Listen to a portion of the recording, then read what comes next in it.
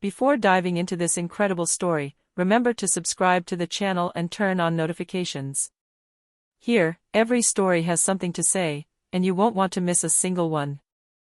The morning sun filtered through the bank's large windows, casting geometric patterns onto the polished marble floor.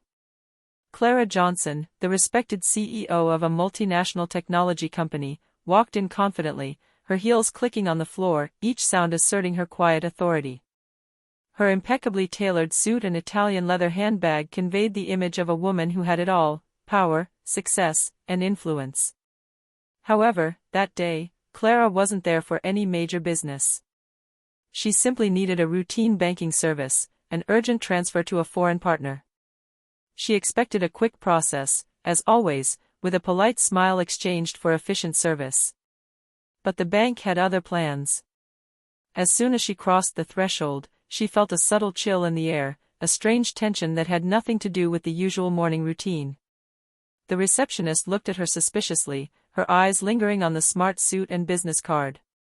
Clara stepped forward, her warm smile ready to disarm any misunderstanding. "Good morning, I'd like to make an urgent transfer," she said, her voice soft but firm. The agency director, a man in his 40s with a stern face and a superior air, intervened without even greeting her. "Sorry, madam, we cannot serve you today." These words, seemingly simple, resonated in Clara's mind like a thunderclap. She stopped, frozen. Never in her entire career had she been spoken to like that. Her employees, her partners, even the most demanding clients, had always respected her authority. And yet, here, in her own city, in her own bank, she had just been refused service. Shock mingled with anger.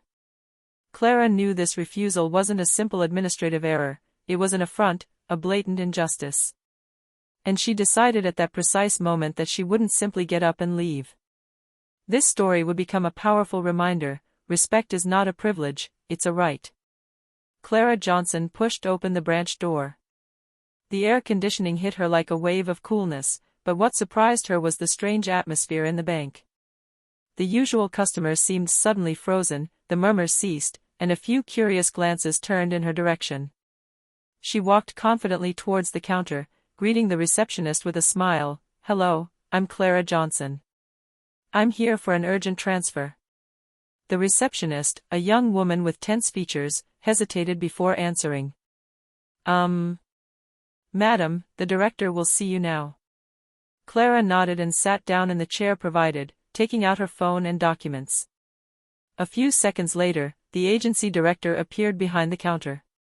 His stern face and cold gaze betrayed a contempt no client should ever feel. "Good morning, Mrs. Johnson," he said curtly. "What can I do for you?" Clara calmly explained her request, an urgent international transfer, which, for her, posed no problem. But instead of a sign of understanding, the director shook his head. "I'm sorry, madam," he said, his lips pursed. "We cannot process this service today." Time seemed to stand still. Clara, motionless, felt her heart clench. She didn't understand. Never in her career had anyone spoken to her like that. She tried to smile, attempting to defuse the situation. "I understand you have procedures, but I've been a customer here for years, and I'm the CEO of a company that's one of your biggest clients."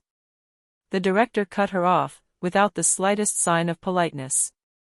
"There's nothing I can do, madam. Rules are rules."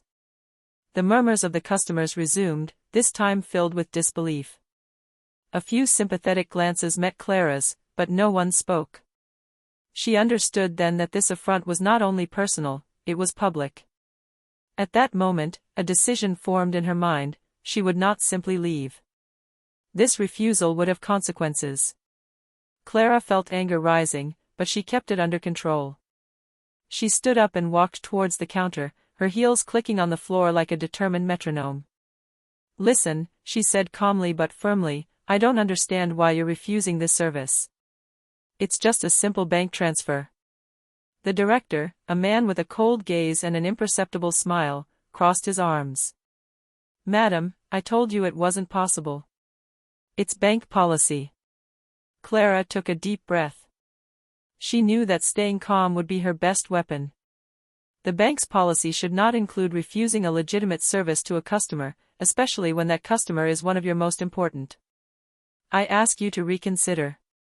The director shrugged, almost provocatively. I will not reconsider anything.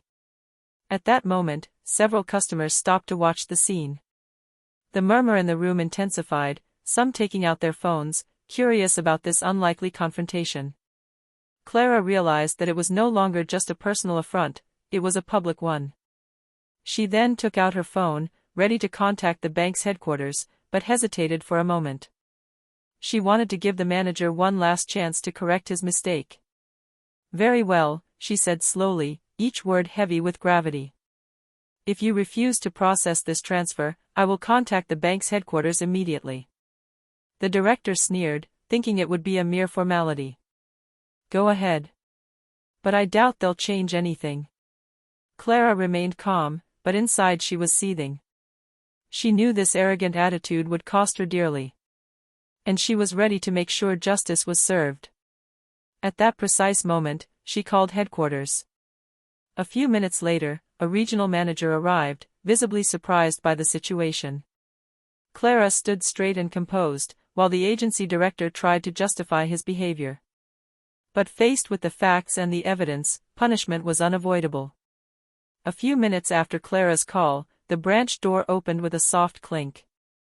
A man in a dark suit entered, carrying a smart briefcase and with a face etched with experience. It was Michael Reynolds, the bank's regional manager, responsible for overseeing several branches in the city. The customers turned around, some murmuring, others taking out their phones. Michael glanced quickly at the scene, Clara standing impassively, and the agency director, visibly uncomfortable. What's going on here? Asked Michael, his voice calm but authoritative. Clara stepped forward and briefly explained the situation, highlighting the unjustified refusal of her transfer, the inappropriate behavior of the director, and the public humiliation she had suffered. Michael listened attentively, nodding his head several times. Then he turned to the director. You are refusing a legitimate service to a customer, and not just any customer. Are you aware of the seriousness of your action? The director stammered out a few apologies, attempting to justify his behavior with internal procedures. Michael frowned, visibly exasperated. Your procedures do not justify the humiliation of a client and the flagrant violation of our standards. You are suspended immediately, and this matter will be referred to senior management for review. The manager's face paled. He opened his mouth, but no words came out. The customers, witnesses to the scene, exchanged astonished glances. Clara, however, remained impassive, but a silent satisfaction shone in her eyes. A few hours later, management confirmed the sanction, immediate dismissal for gross misconduct. The director had not only lacked professionalism, but had also damaged the bank's image. For Clara, it wasn't a personal victory, but a reminder that respect and dignity should never be compromised. The news spread quickly, and the story went viral on social media, highlighting the importance of treating every customer fairly, regardless of their status. Just a few hours after the incident, Clara decided to share her experience on social media. Her message was simple but powerful. Today, I was refused service at my own bank for a legitimate reason. Regardless of your status, you deserve respect and dignity. The post quickly went viral. Shares, comments, and reactions poured in from everywhere. Some customers recounted their own misadventures with banks, while others praised Clara for her courage and composure in the face of blatant injustice. The local media seized upon the story. A television station broadcast a short interview with Clara in front of the branch, while cameras filmed the scene still marked by the incident. Customers present that morning were interviewed, many expressed their astonishment, others their admiration for the CEO who had managed to remain calm. Social media quickly spread the name of the agency director. Criticism poured in, some were outraged by his behavior, while others emphasized the importance for financial institutions to properly train their staff. Clara, for her part, remained focused. She wasn't seeking revenge or glory. Her objective was clear, to show that no one, regardless of their rank or wealth, should be treated with contempt. She hoped this story would inspire the bank and other institutions to review their practices and prioritize respect in customer service. The dismissed manager became an unwitting example of the consequences of disrespectful behavior and the importance of professional ethics. His name now circulated in articles and discussions, often associated with a warning about arrogance and a lack of professionalism. For Clara, this incident had gone beyond the personal. It had become a symbol, a reminder that power does not reside only in money or title, but also in the ability to command respect and defend what is right. The day after the incident, the branch seemed different. The employees, once confident and self-assured, walked with more cautious steps. The rumor of the manager's dismissal had spread through the corridors like an electric current. Everyone knew that disrespectful behavior had immediate consequences. In the now empty director's office, the phone rang incessantly. Head office managers called to inquire, review procedures, and ensure the team understood the seriousness of the incident. Supervisors took notes and convened emergency meetings to reiterate the bank's core values: respect, dignity, and impeccable service for every client, regardless of their status. The employees were summoned for special training. Clara, although she never intended to humiliate anyone, indirectly became a teaching figure. Her calmness, assertiveness, and way of defending her rights without aggression now served as an example. One of the young employees, still shaken by the incident, confided, "I didn't know people could behave like that. I thought the hierarchy always took the lead. Now I understand that respect for customers comes first." Even the employees who had supported the manager were confronted with their own behavior. The lively team discussions forced them to reflect on their attitudes, on how a simple, poorly expressed refusal could transform a trivial situation into a public scandal. At the end of the day, the branch seemed calmer but also more aware.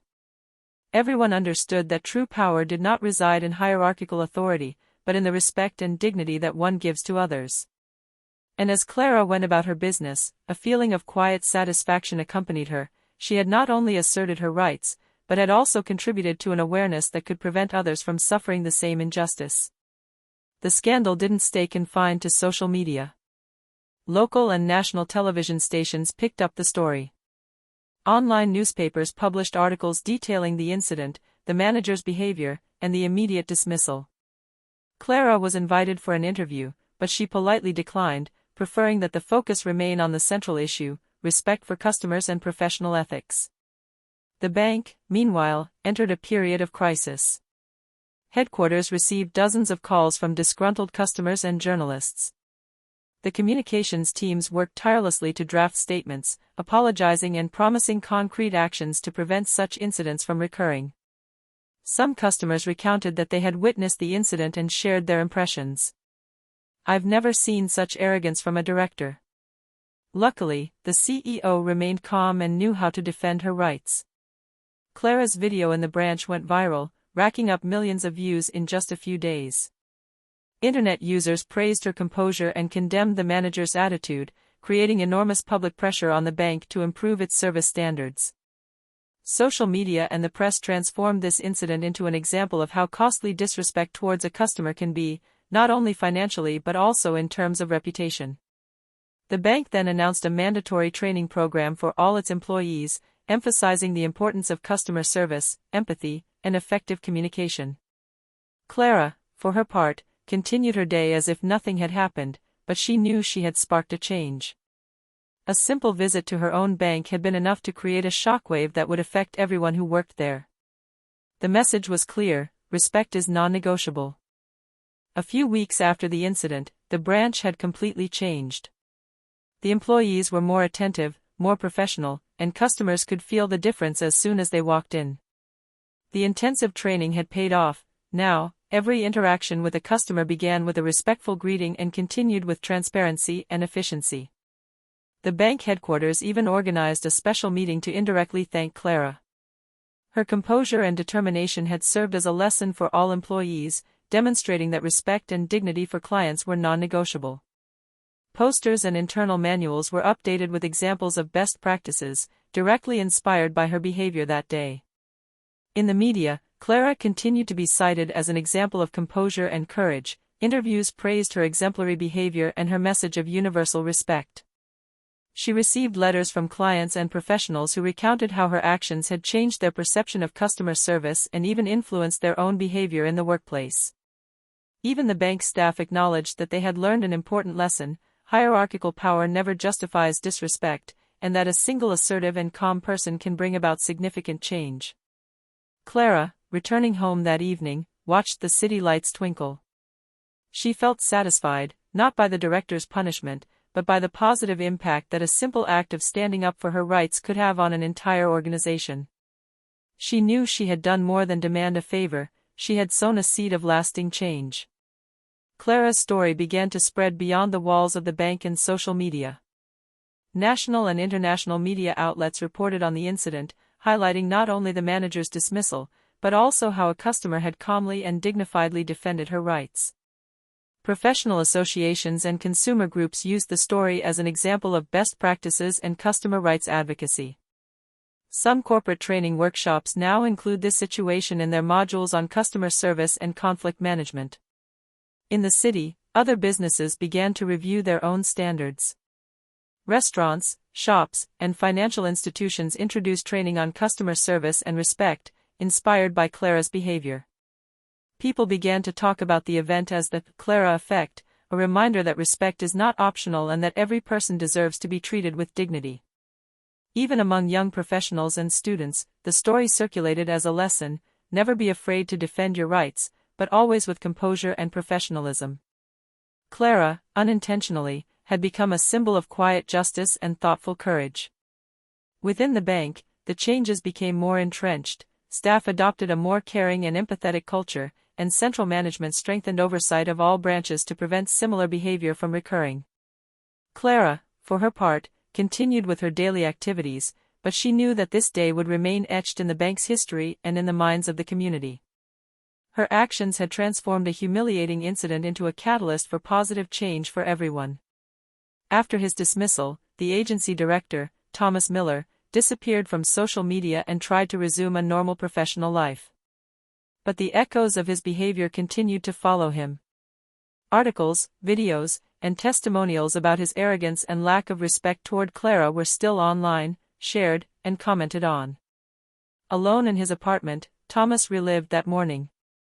Every word Clara had spoken, calm and determined, replayed in his mind.